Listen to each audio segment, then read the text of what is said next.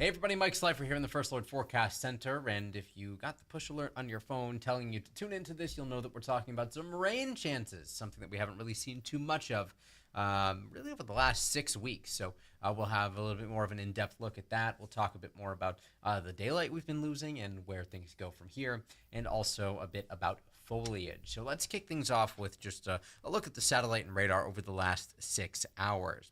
It has been dry. It continues to be dry. No clouds overhead out there, and skies will be mostly clear overnight tonight.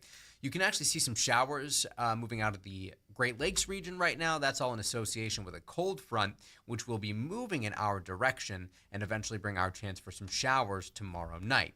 But with sunshine out there today, most towns made it into the upper 70s. Norwich 72, Groton a cool 69, a little bit cooler in the southeastern corner of the state. And temperatures have been dropping back. Many towns between about 60 and 65 right now. Tweed, New Haven still coming in at 70 degrees. Not quite maybe as cool as it was last night. We had a lot of towns that actually ended up in the upper 40s. We're not expecting that tonight. In fact, temperatures, while they do keep dropping, will settle for many communities in the low and mid 50s. Still cool, yes, cool enough to sleep with the windows open and let some fresh air in. Just not quite as cool as it was last night.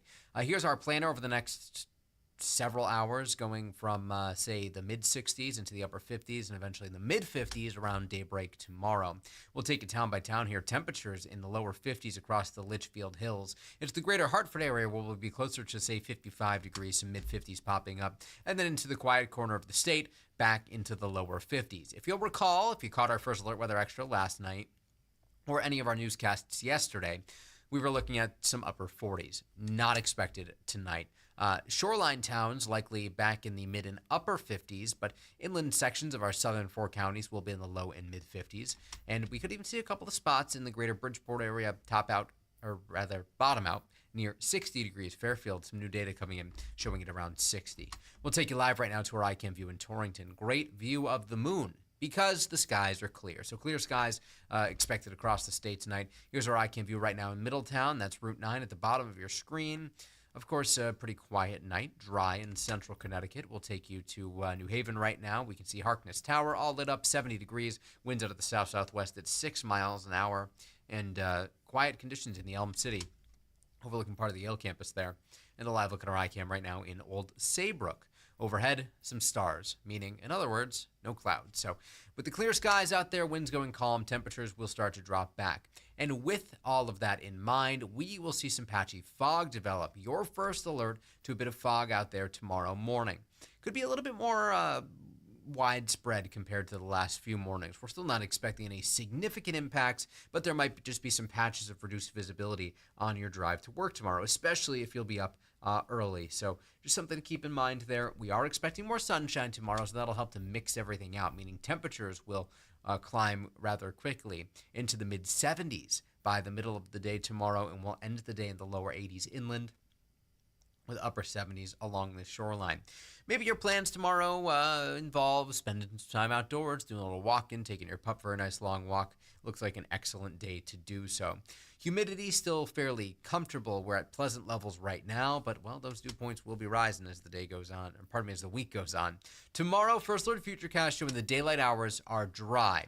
But once we get to 9 o'clock in the evening, showers and downpours from our west that looked much more impressive will be fizzling out as they move into Connecticut. And our best chance for showers will be overnight into Friday morning.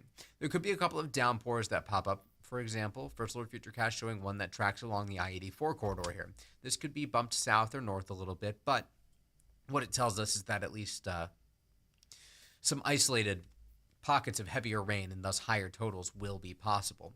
By 5 a.m. Friday, we're still tracking showers. Scott Haney and Scott Gagliardi will be doing that for you before it all works its way out, and we end up with actually a very nice Friday. It will be dry on Friday during the daylight hours again, but a bit muggy. More on that in just a moment. So we're expecting by Friday morning, 7 a.m. here, maybe a quarter of an inch to a half inch of rain. Could be a little bit less in southeastern parts of the state and maybe a little bit more in northwestern parts of the state. This is not a blockbuster rain event for us, not a drought buster either, so we still could certainly use more rain. Now, on the wind direction front here. We'll see wind shift to be out of the south tomorrow. We could even get a little bit breezy in the afternoon with wind gusts around 20 miles an hour. And that will help to bring the milder and muggier air back into Connecticut. So, with some showers in the forecast, pollen counts are down a little bit, especially as we get into Saturday. Ragweed and grasses are the big ones. But dew points will be going back up. Muggy by Friday, muggy Saturday, and then that front rolls through late Saturday, renewing our risk for some showers, maybe some thunderstorms. By Sunday, temperatures more seasonable, even seasonably cool, but dew points will be falling, and we're back to very dry air next week. So it's these two fronts that we've been watching. Here's the first one again tomorrow night into Friday morning. As it moves through, our best chance for showers when most people will be asleep. So thankfully, not much of an impact there. Dry Friday, great news for the fairs, football, wherever your Friday evening plans may take you. And then Saturday, by noon, we're still watching that front approach. Where we start to see some differences is the timing of the onset of showers. For example, on our model comparison here, 1 p.m. Saturday, the American model keeps us entirely dry through the early afternoon, while the European model starts to show some of those showers popping up. By 7 o'clock, 7 in the evening on Saturday, a greater risk of showers and thunderstorms across the state. Now, you can always track these storms with the free First Alert weather app. Might not be a bad idea if you're heading to the Wapping Fair or the Hebron Harvest Fair or the North Haven Fair or the Bethlehem Fair. A lot of fairs going on. It is fair season, of course, across the state. And this will be beneficial rainfall for us. The drought monitor is still showing some abnormally dry conditions in parts of the state. We get an update on this tomorrow. So be sure to tune back in. It'll likely be after tomorrow's First Alert Weather Extra has ended, but you can always keep up to date on social media and then, of course, on all of our newscasts. We'll be talking much more about rainfall and what we're expecting tomorrow night and Saturday. In the tropics right now, we have a tropical disturbance off the coast of Africa. We've been tracking this for the last several days. It does have a high chance of actually becoming named in the next week. It even has a decent chance of becoming named, a 40% chance, a medium chance of becoming named in the next 2 days. So within the next week, we could certainly have our next named storm of the season. This is pretty typical for this time of year. We're approaching the peak of the Atlantic hurricane season. So Gabrielle is the next name on the list, followed by Umberto. Do not be surprised if we start to see even more activity as we approach the middle of the month. On the First Alert 7-day forecast, 82 tomorrow, 84 Friday. Look at those overnight low temperatures. 63 Friday morning, 68 Saturday morning.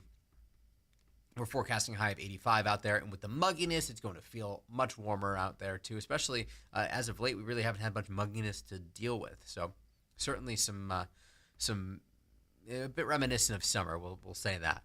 57 on Sunday morning, back to 75 Sunday afternoon, and then temperatures next week in the mid-70s during the day under sunny skies, 40s likely at night. Shoreline high 79 Thursday, 81 Friday, 82 Saturday, and then dipping back down into the 70s. So we're already looking ahead to some cooler days to begin next week through the middle of next week, and as we approach the second week of September, well, these shades of blue popping back up on the 6 to 10 day outlook. In other words, things are favored to be running a bit cooler than normal. So if you like the cool, crisp mornings, there certainly are more of those on the way. And another sign that the seasons are changing is the loss of daylight. Now, the autumnal equinox happens in less than 3 weeks now. And then after that, of course, we approach winter. The winter solstice is on December 21st. We have already lost a decent amount of daylight. We will continue to do so. October is the month when we lose the most daylight. That's at 81 minutes. So certainly some big changes in store, and they're noticeable this time of year. From the later sun rises to the earlier sun sets, you can really feel the shortened days. Something else that we'll be talking a lot more about in the coming weeks will be foliage. So what we're looking at right here is a map of our average peak foliage. Northwestern and northeastern Connecticut typically see the peak foliage, their peak foliage in mid-October. It's more like late October for the Connecticut River Valley and southern Connecticut. So even along the shoreline, sometimes that peak foliage doesn't happen until November. Something we have to watch this year is that the trees are a bit stressed out from the drier weather. We had a story on that tonight, so just something to keep in mind. Also did want to mention that our final 7 p.m. sunset of the year is less than 2 weeks out. If you like the longer evenings, enjoy them while they're here because they will not be here much longer. We'll break down this First Alert 7-day forecast in a bit more detail coming up on Eyewitness News at 10 on the Wax. We should have a fresh run of First Alert Futurecast to share with you tonight on Eyewitness News at 11. Chief Meteorologist Mark Dixon will have the latest there, not only on rain timing and chances for Thursday night, but also on Saturday. We hope you enjoyed this First Alert Weather Extra. Same time, same place tomorrow. We'll see you then.